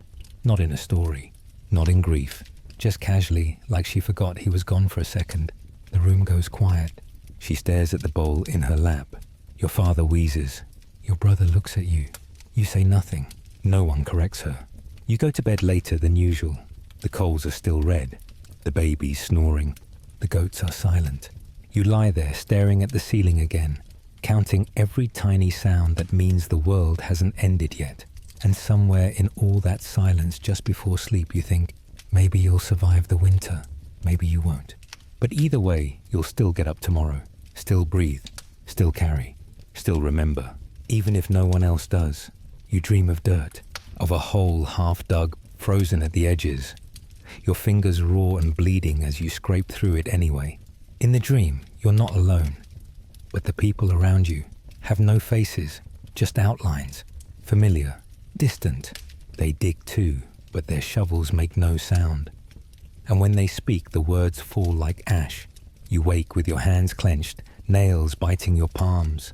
The dream lingers in your knuckles as you rise and roll your shoulders, the cold settling in before your thoughts. Outside the snow is thinner, crusted over in places like old bread. You step into it barefoot and don't flinch. That's new. You carry the bucket to the well. The rope squeaks. The crank complains. The water comes up like a secret murky and shy. You dip your hand into it and whisper his name. Not loudly, just enough to make it feel like a ritual. Just enough to feel like you're still connected by more than memory and blankets folded in corners. Back at the hut, your mother is tearing cloth into strips. For what you don't ask, maybe she's expecting more wounds. Maybe she's preparing for something she knows is coming. Your brother's outside again, chasing the goat in crooked circles. He laughs like it's a new game, like the goat might let him win this time. You watch him until he falls and doesn't get up right away. Just lies in the slush staring at the sky like it might answer something. You don't call out. He gets up eventually. That night, you take the blanket. Not because you're cold, because it's time. You pull it over your shoulders and sit by the fire pit even though the fire's gone out. It smells like him, or maybe just like everyone else who's ever used it. You don't cry. That stopped days ago, or maybe years. You sit until your back aches, until your legs go numb, until your mother tells you to lie down. You don't move. Not until she pulls the blanket tighter around you herself. Not until she touches your hair once like she used to before you understood what morning looked like. In the dark, you finally whisper a joke. The same one. The chicken and the barrow. No one laughs, but your brother stirs in his sleep and smiles. And for now, that's enough. The days stretch. They stop being separate things and blur into a long, aching thread of chores and cold and breath that fogs in the air and vanishes before it reaches anyone. Your hands stay cracked. Your boots don't dry. You find a rhythm in it. Wake all, eat, fix, sleep. A rhythm is better than questions, better than remembering. You only visit the blanket in the daylight now. You fold it tighter after every use, like you're pressing the past down, flattening it into something more manageable. Some mornings, your mother catches you doing it and doesn't speak. She just watches with the kind of quiet that's too heavy to carry. So you set it down and walk outside before it spills. The village keeps moving. Someone's cow gives birth. The miller's roof collapses under snow. The baker's daughter disappears for 3 nights and comes back with her hair cut short and her face set in stone. You say nothing. Everyone says nothing. That's how survival works. Less is better. Your brother learns to sharpen tools. His hands get steady. His eyes get harder. He stops asking about things he used to cry over. He still smiles, but now it's smaller, quieter, like a coin he keeps in his pocket and only takes out when he's sure no one's looking. One evening, he brings you a bundle of firewood he carried alone, says he would have done it faster. You nod. You don't say that speed didn't save him. You don't say anything. The sun sets. You light what little wood you have. The flames crackle and try their best.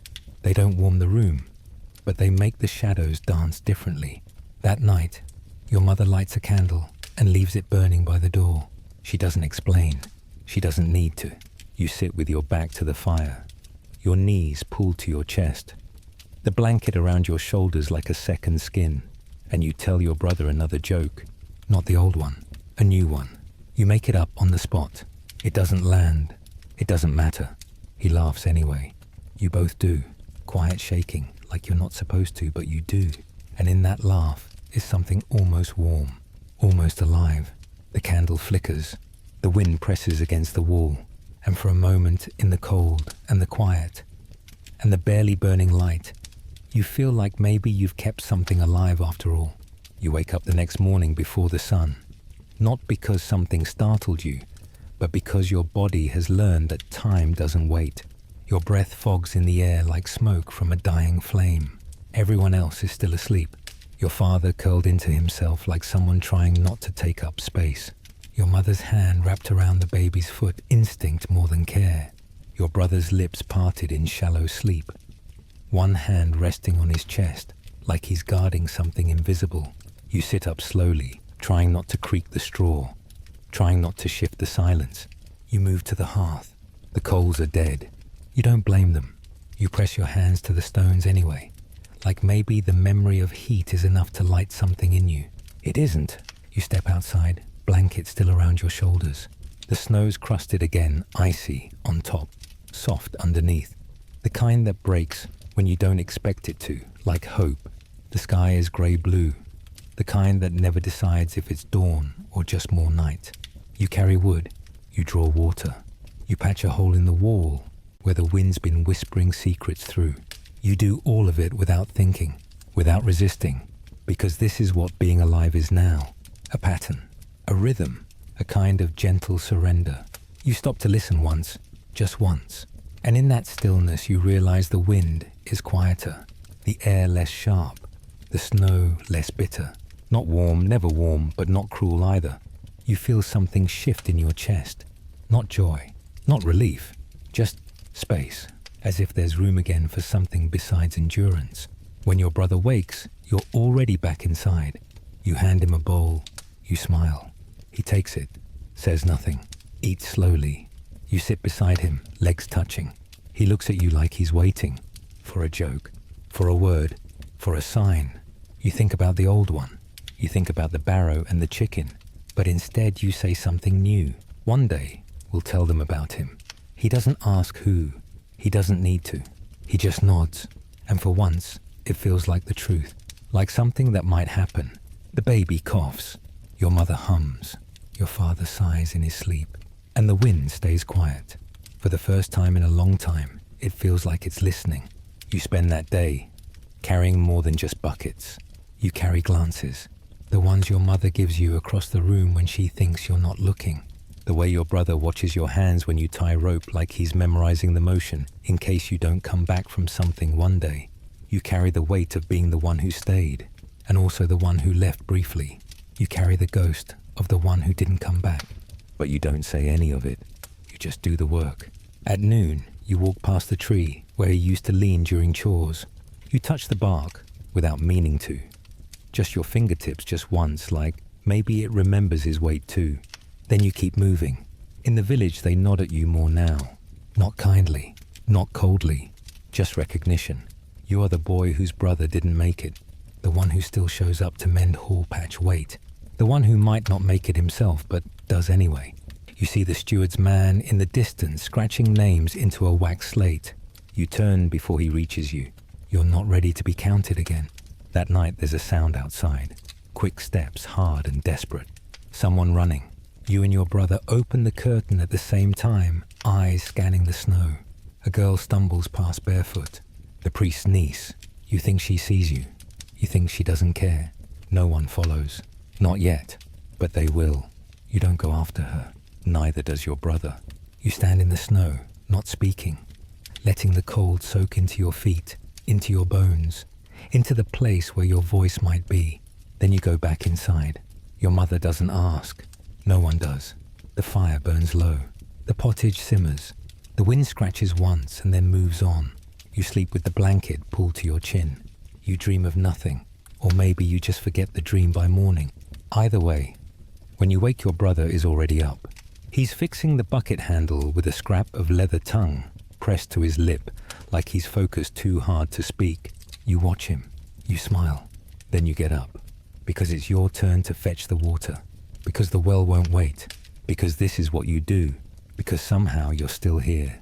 You open the door, and the morning meets you with that same blunt indifference. Not cruel, just disinterested. The sky hangs low heavy with clouds that haven't decided if they'll snow or just sulk. Your boots creak against the frost. The bucket swings against your leg. You walk the path to the well without looking up because you already know what the world looks like. It's white and grey and brown and quiet. The well greets you with its usual groan. The rope is stiff, the crank reluctant. You let the bucket down and listen as it disappears into the cold echo below. You watch your breath while you wait. It spirals and fades, like everything. You wonder just for a moment what your brother would be doing if he was still here. Not the one who's alive, the other one. The one folded into the blanket, now mostly forgotten by everyone except your hands and your memory.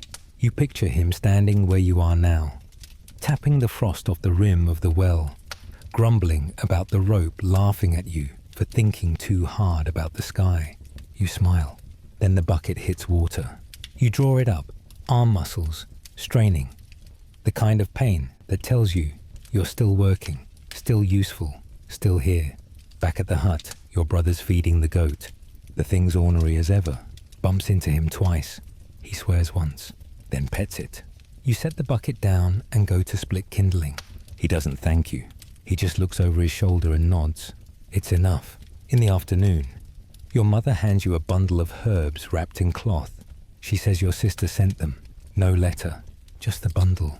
You unwrap it slowly, sage thyme, dried onion stalks, a bit of salted root. You inhale. It smells like the better version of hunger, the kind that doesn't hurt. You tuck it away. You don't ask what else your sister said. You know your mother won't answer. That night, you find yourself humming, not loud, just to yourself while you stir the fire. While your brother carves notches into a stick for no reason at all, he joins in off-key and out of rhythm. You both laugh. It echoes in the rafters like something sacred. Your mother doesn't tell you to stop. That night before sleep, you whisper your brother's name again. The one who's gone, just once, like a story's end. Like a breath you still remember how to take. Then you close your eyes, and the wind doesn't push so hard against the door, and the fire doesn't go out so quickly. And in your sleep, for the first time in weeks, you don't dream of loss, you dream of spring. Just once, and it doesn't lie to you. You wake to birdsong, just one bird, just one note, thin and ragged, like it forgot how to sing but decided to try anyway. You sit up slowly, afraid it'll vanish if you move too fast. It doesn't. It keeps singing. Not a beautiful melody, just insistence. A stubborn little sound scraping its way out of winter's throat.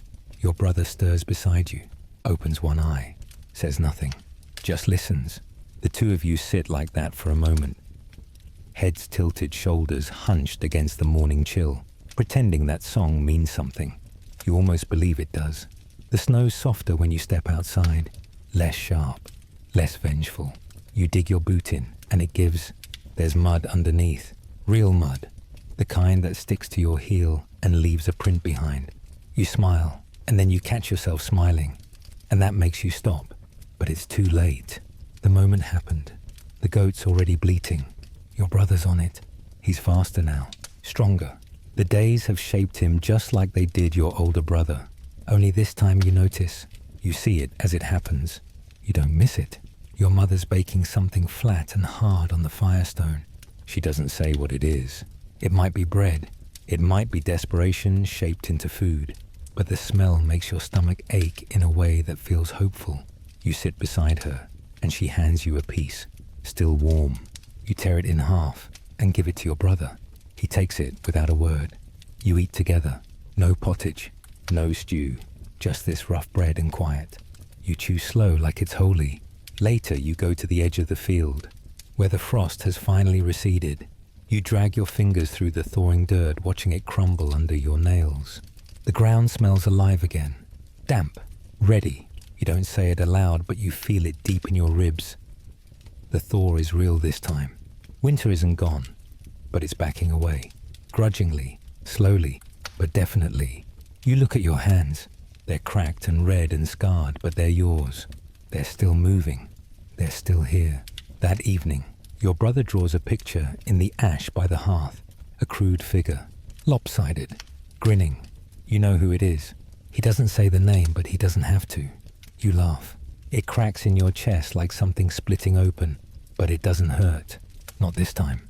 You let it echo off the walls, off the rafters, off the bones of the day that's finally ending. Before bed, you wrap the blanket around your shoulders and step outside. The sky is clear, black and deep and wide. Stars hang like holes poked through the dark by someone who knew you'd need them. You whisper his name once. Not like a goodbye, not like a prayer. Just like you're saying it because you can. Then you go back inside. The fire is still burning. The wind is still outside. And tomorrow, you'll wake up. And it won't be spring. Not yet. But you'll believe it's coming. And that will be enough. The next morning comes slower. Like even the sun isn't quite ready to rise. But it does, crawling its way across the frostbitten roofs and splashing pale light Creole across your hut's crooked wall. You open your eyes before it touches you, already awake, already listening. Your breath doesn't fog quite as thick today. You sit up, shift the blanket off your shoulders and don't shiver. That feels like a win. Your brother's already gone when you stand. The blanket where he slept is kicked halfway across the floor, twisted like he got up in a hurry or dreamed too hard. You hear the soft thud of something splitting outside wood against wood. He's chopping. You smile just barely. You don't know when he learned to do that without being asked. You tie your tunic brush straw off your knees and step into the morning. It greets you like a stranger trying to be polite. The air's still cold, but it doesn't bite. The wind pushes, but it doesn't knock. You walk to the well, bucket swinging, and pass your brother on the way. He looks at you once, sweat on his brow, already hair sticking out in patches. He nods. That's all. That's always enough. You draw water and it comes up fast. No ice on top. No creaking rope. Just dark, clear liquid. Quiet in the bucket like it knows it's been missed. You carry it back, and for once your arms don't ache. Not because you're stronger, because the air's lighter. Because you want to. Inside, your mother is stirring something in the pot. It doesn't smell like failure. It doesn't smell like old roots and shame. It smells like onion, maybe garlic. She doesn't say where she got it. You don't ask. She ladles some into a bowl and hands it to you with one hand while pulling the baby closer with the other. The baby gurgles. You laugh. You haven't laughed in the morning in so long you forget how it feels. It feels dangerous. It feels good. You eat, and your brother joins you. And for a few minutes, there's nothing but chewing and quiet and heat. Your father even grunts something like approval. You don't ask him to repeat it. You don't need to. After breakfast, you go to the fields together. The ground squelches under your boots. Not crunches, not cracks, squelches. Wet earth, softening. You press your heel into it, and it holds the shape. Your brother watches you do it and copies it. Side by side, two dumb footprints in the thawing mud. You both look at them like they mean something. Then you both start digging. Not hard, just enough to test it. Just enough to see if the land forgives. It does. Slowly, reluctantly, but it does. You work until your back stings and your shoulders throb. You don't stop. You don't want to. When the light begins to dip, your brother throws a clod of mud at you. It hits your sleeve. You throw one back. It misses. He laughs. You try again. He ducks. He slips. You help him up. You both grin. You both feel something rise in your chest that isn't grief, isn't hunger, isn't fear, just air, just breath, just spring. That night, you sit by the fire, and your mother lets the baby climb all over her. Your father coughs a little less. The stew has flavor. The roof doesn't leak. The wind knocks once and then leaves. You lie down under the same blanket, and it doesn't feel heavy. It feels like yours. You dream again, not of loss, not of him, but of dirt under your nails and onions in the pot, and the sound your brother makes when he forgets to be quiet. And in the dream, everything is warm. You wake with that warmth still in your hands. You hold on to it. You promise yourself you'll keep holding, because spring is coming. And this time you believe it. The next days pass like breath, measured slow, unnoticed, until they're gone. You wake before the sun and stretch without pain. That surprises you, not because you expect suffering, but because you've forgotten what it feels like when your body doesn't groan louder than the floorboards You move through the morning like someone rehearsing joy, uncertain if the world is ready for it yet. The fields thaw more each day. The earth softens beneath your boots and clings to your soles like it's grateful. You press seeds into it with fingers that still ache, still split, but feel purposeful now. You plant in silence. Your brother hums while he works. He hums badly off key like your father used to when he still believed in music. You don't tell him to stop. The goat escapes again. You both chase it. This time you're faster. You catch it by the horns and wrestle it down, laughing, falling back into the mud. Chest heaving, heart hammering with something that doesn't feel like fear. Your brother cheers like you've won a war. You pretend you have. The sky begins to shift. The blue is deeper. The clouds move faster. Rain comes, not snow, not sleet, but true, honest rain that seeps into the cracks and sings in the thatch. It leaks through, of course. It always does. But your mother just places a bowl under the drip and doesn't complain. She just nods as if the rain is a guest. She's waited too long to see. That night, you hear frogs. Real ones. Croaking in puddles outside. You sit by the door and listen. The baby crawls to you, climbs onto your lap. She falls asleep there. You don't move. Not for a long time. You watch the rain drip, feel the warmth of her small body on your chest, and think maybe this is what it means to stay alive. The next morning, your sister arrives. Mud to her knees, herbs in her apron hair braided back like she's preparing for a fight. She hugs your mother hard. She hugs you harder. She holds your brother by the face and says, "You've grown." He shrugs like he didn't need her to say it, but doesn't let go of her hand for a long time. She doesn't ask about the blanket, doesn't look toward the corner, just places something down on the Firestone onions, salt, a small bundle of dried apples. You stare at the apples like they might vanish. That night, you eat one. You chew it slow. You close your eyes and taste sunlight. Your mother watches you. She smiles, but it's tired, as if she's afraid to enjoy this too much, as if sweetness might cost something. But it doesn't. Not this time.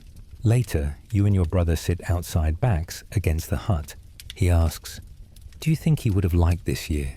You nod, then shake your head, then say he would have hated the goat.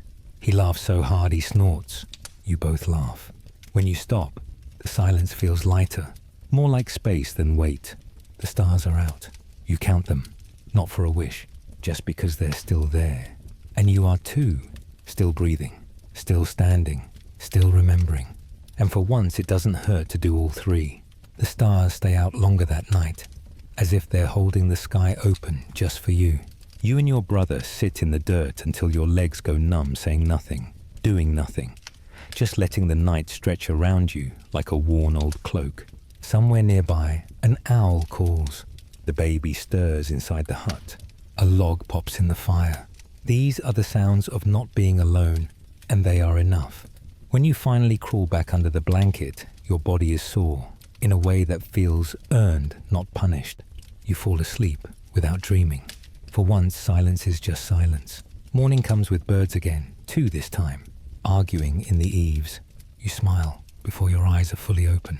The air smells like wet straw and roasted root. Your sister's already cooking. You stretch creak, rise. Your brother is outside shouting at the goat, laughing halfway through every curse. You step out into the soft sun and it actually touches your face like it means it. You blink at it, confused by kindness. Breakfast is real food. Onions, apple bits, actual salt. You eat with both hands. You don't apologize for how fast it goes. Everyone eats fast. Your sister tells a story about a fight at the next village's feast day. Your mother laughs so hard she has to sit down. You realize you haven't heard her laugh like that since before. Maybe even before, maybe since never. You and your brother walk the fields that day. The seeds have taken. Small green blades, sharp and stubborn, breaking through the mud. You kneel to touch one. It bends under your finger and then stands back up. You grin at it like a fool. It doesn't care. It just grows. That's what it does. That's what you do now too. You go to the woods to gather kindling and find yourself pausing by the old tree, the one he always stopped at. You press your hand to the trunk. The bark is warm. You whisper his name, not as a goodbye, not as grief, just as something still worth saying. The wind doesn't answer, the tree doesn't shake, but for a second you feel like someone's standing behind you, watching, smiling. You don't turn around, you just keep walking. That night you sit by the fire with your sister. She braids your brother's hair while he pretends not to like it. The baby sleeps with one leg up, like she's ready to kick the world. Your mother mends the same sleeve for the third time, humming without knowing she's humming. You listen to all of it like it's music, because it is, because you're still here to hear it. And when the fire burns low and the hut falls quiet, and your brother rolls over in his sleep and mumbles something about pottage being outlawed forever, you laugh quiet, breathy real. You pull the blanket to your chest. You close your eyes. And this time when you dream, it's of wheat, tall, golden heavy with promise. And in the middle of the field, your brother. Both of them laughing, chasing the goat. You don't run to them. You don't call out. You just watch. And for once, you don't wake in morning. You wake in spring. The thaw is no longer a promise. It's here soaked into the wood, the earth, the sleeves of your tunic. Days stretch longer, mornings come brighter. And your hands don't crack open every time you lift a bucket. The ache in your spine still whispers, but it no longer shouts. You rise now, not because the cold bites, but because there's work that wants doing. And for the first time in what feels like forever, you want to do it. The first real sprouts burst from the soil on a Tuesday. Your brother calls for you breathless, waving you over like it's a miracle, which, in a way, it is. You kneel beside him and run your fingers across the tiny shoots pushing up into light. Green, so green, it hurts your eyes after months of grey and white and mud. He looks at you like he doesn't quite believe it's real. You look back and nod, and that's all you need to share. The village shifts with the season. Doors stay open longer. Children appear again, thin and wary but running. The blacksmith's hammer rings louder. The baker whistles. Even the priest starts using a softer tone in sermons, though he still smells like onions and scorn. When you walk past the market, someone hands you a slice of apple. You don't know their name. You don't ask. You eat it. Juice runs down your chin and you wipe it off with your sleeve. You don't apologize. Sweetness doesn't need an excuse anymore. Your sister visits more often. Her laugh fills corners of the hut that forgot how to hold joy. She brings seeds, dried beans, soft cloth, stories from villages farther off. She says things like next planting and next winter. And you realize the future has returned to your home without knocking. It's just there now, sitting beside the hearth, asking for room. And you're willing to make space. One morning, you find the old blanket in its corner and unfold it completely. You lay it out flat by the doorway and let the wind pass over it. Your mother doesn't say a word, just watches you from her stool with a needle paused mid-stitch. When the sun touches the edge of the wool, your brother says, "We should use it again." And so you do. That night, he sleeps under it. No ceremony, no prayer, just warmth, just comfort, just a memory turned into something useful. You start making things, small things. A wooden comb, a sling for the baby, a tool for scratching seed rows. They're crude, crooked, but they work. And when they break, you fix them. Not because they're perfect, because they matter. Every once in a while you still say his name, quietly, in the garden, by the stream, at the edge of sleep, not to hold on, just to remember, just to let it echo in the world a little longer. You don't need a shrine, you don't need a stone. You just need that name to exist between the rain and the wheat, and the sound of your brother's laughter. Spring doesn't stay forever. You know that. The wind still comes some nights cruel and sudden. The frost still threatens. The roof still leaks if you don't patch it weekly.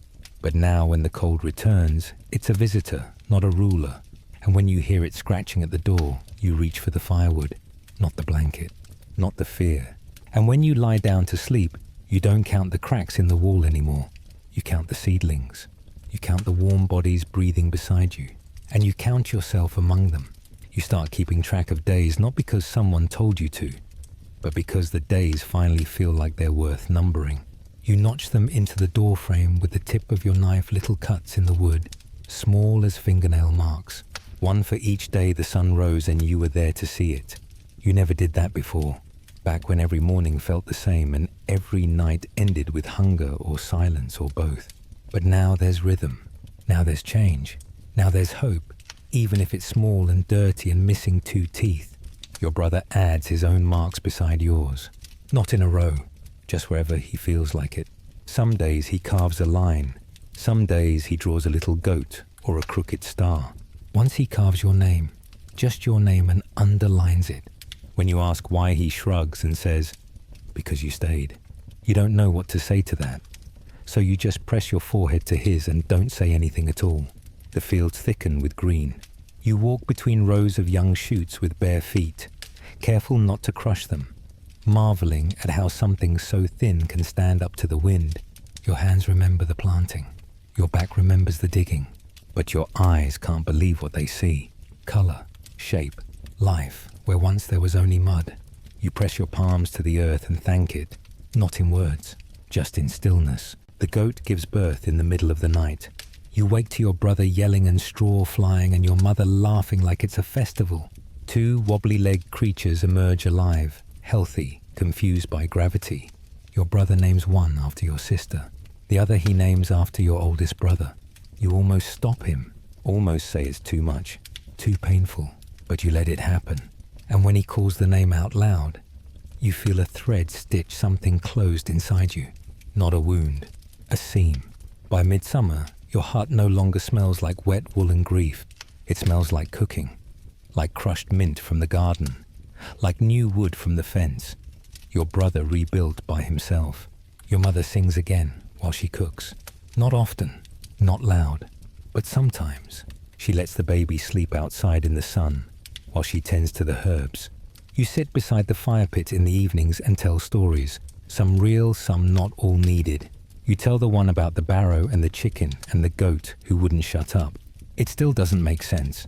Your brother laughs anyway. So do you. There's no feast to mark the season. No parade. No priest blessing the ground. But you notice things, like how the roof hasn't leaked in a month. Like how the water from the well tastes sweeter than you remember. Like how the air at night feels less like a threat and more like a blanket being pulled over your shoulders. You stop dreaming of frost. You stop flinching at wind. You stop waiting for someone to disappear. You dream instead of wheat fields full and golden, swaying in time with your brother's laughter. You dream of a hut big enough for everyone, of bread warm enough to burn your tongue, of a future where your name is passed down like a good story told again and again because someone survived. And when you wake, you rise slowly, not from weariness, but from peace. And the first thing you do before water, before bread, before speaking is walk to the door frame. You take your knife, you make another mark, and you smile, because the line is thin and small and easy to overlook. But you made it. You are here, and spring is still holding. The days stretch long and golden, the air thick with buzzing things, and the scent of earth split open by heat. And you move through it all, with the steady grace of someone who has survived more winters than they have names for waking before the birds now. Not out of necessity, but habit. Because life no longer demands urgency, only presence. And you give it willingly, stepping into the garden with bare feet and dirt-caked fingernails touching each leaf, like it might whisper thanks your brother, chasing chickens in the distance, shouting names you both made up because naming things is how you keep them, how you make them real, how you make them stay. And your mother sits outside with the baby on her lap, humming again more often now, not just to fill silence, but because the silence has softened, no longer the suffocating kind, but the kind that wraps around you gently like shade. At midday, your sister arrives with stories and bread, both rough and true, and your father. He still coughs, but he speaks more too, nods when you pass him a bowl, even tells your brother to stop whining like a goat when he gets splinters and the fire crackles at night. Not out of desperation, but out of comfort, out of choice. And you sit there under the stars, the old blanket now used and folded, and not so sacred anymore. And that feels right, because memories aren't meant to be kept in corners, but worn down through living, through laughing, through letting go. And you think of him sometimes, not with the sharp edge of grief, but with something else. Something like warmth, like gratitude, like a nod across the room that says, I see you, and I know what it took to stay. And you add more lines to the doorframe, not counting days anymore, but simply noting them, marking time, the way you mark stories, the way you mark growth, the way you once marked your brother's last breath and now mark everyone after it, not as a shadow, but as a root. And when the wheat finally turns tall and golden, you don't cry, you don't sing, you just stand there beside your brother, your mother, your home, hand on the stalks, sun on your back, and you whisper, not to anyone in particular, not even to yourself, just to the world, to the mud, to the sky that finally stopped punishing you. I made it. And as harvest nears, you begin to forget the exact number of days since he left. Not because he matters less, but because you've begun to matter more, because your hands are now calloused, with proof, not penance, because your brother no longer watches your face for answers, but for stories, because the baby says your name like it belongs to her too.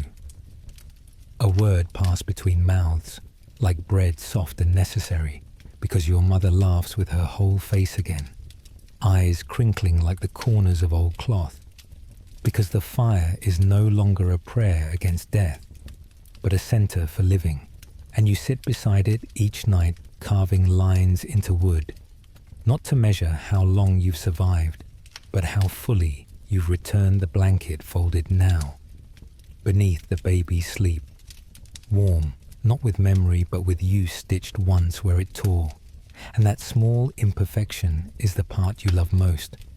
And your sister leaves fresh seeds in the basket every time she visits now, with smiles and stories and warnings about frost and boys, and the priest's new obsession with prophecy, and you listen, but you don't worry, because prophecy has no power, where potatoes grow fat and goats stay penned, and you wake each morning with something to do that isn't just not dying, and the village sees you now, not as the boy who lost a brother, not as the boy who hauled water with red wrists and silence, but as someone who has shoulders worth leaning on, someone who teaches younger hands how to bind fences and weed gently, and bury what's dead with both reverence and speed.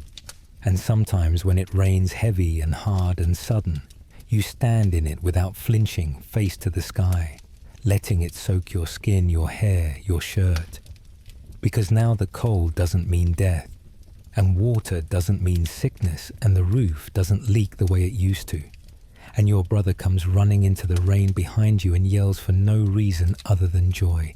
And you yell back, both of you, loud, foolish, defiant, in a way your old selves would have called dangerous, but your new selves know is necessary. And the fields soak up the rain, and your skin soaks up the light. And your story, once buried in frost and silence, now grows alongside every stalk you planted, with hands you once doubted and now trust. And when you lie down that night beneath a sky dotted with stars, you now name aloud, you whisper one last time to the darkness, not a question, not a cry, not even a name, just the truth I lived. And the truth doesn't echo. It settles low and warm in your chest like a coal that refuses to die, glowing slow and stubborn as the stars shift above you, and the wind no longer howls but sighs, rustling through the thatch like a friend passing through, not a thief breaking in. And you sleep easily now, not like someone escaping something, but like someone arriving, arms unclenched, jaw soft. The dreams that come are not warnings or echoes, but fragments of sunlit dirt of hands in soil of laughter around a pot that never runs dry. And in these dreams you are whole, not because nothing is missing, but because you have built around the missing. You have tended to the space like a garden. You have fed it names and breath and patience until it stopped aching and started blooming. And when you wake with your brother's foot pressed to your side, and your mother already stoking the fire, and the goat already bleating, like it owns the morning, You don't curse the day or brace yourself for it. You simply rise, stretch, and begin. And when you walk to the field, the light hits different. Not because the sun has changed, but because you have, because your back no longer curves in apology, because you step into the rows you once feared would bury you, and instead watch them rise taller than your shoulders, grain heavy with the same weight you used to carry alone. And the harvest comes not with trumpets or blessings, but with sweat and rhythm and blisters that split for something worth holding. And each swing of the sickle is a thank you, a promise, a quiet declaration that this, all of this from the mud to the stars is yours now, not given but earned. And you gather the stalks with arms that used to tremble and stack them with the care of someone who knows exactly what hunger feels like. And at night, when the fire crackles and your brother sleeps, like he trusts the world, and the baby murmurs nonsense into the crook of your mother's arm, and your father coughs only once. Before silence settles again, you sit by the door looking out into a darkness that doesn't scare you anymore, and you let the air fill your lungs like a song, like a story still being written, and you smile, not big, not for show, just enough to feel it pull against the scar that winter left on your face, and it doesn't hurt anymore. And you whisper again to no one, to everyone, to the sky that finally listens, I am still here. And when the last sheaf is gathered, and the field finally breathes bare and spent, but proud beneath the dimming sun, you stand at its edge with mud on your knees and calluses blooming on your palms, and you understand something you never had words for before. That survival was never the end of the story, only the beginning.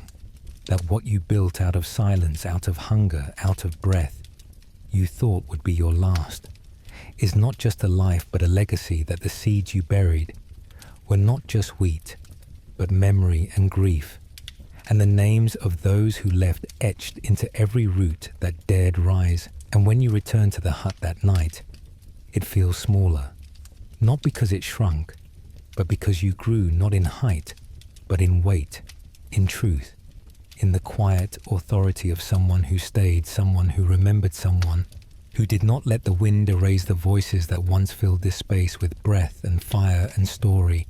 And your brother meets your eyes, and your mother nods without speaking, and your father, now more shadow than man, raises one finger, just one, and in that motion is all the blessing you'll ever need. And when the fire dims and the baby curls into your side, and the goat finally sleeps, and the stars press themselves against the roof, like they're trying to look in you, lie back on the same old straw, on the same old floor, under the same old blanket, and feel something settle in your chest. Not joy, not triumph, just peace.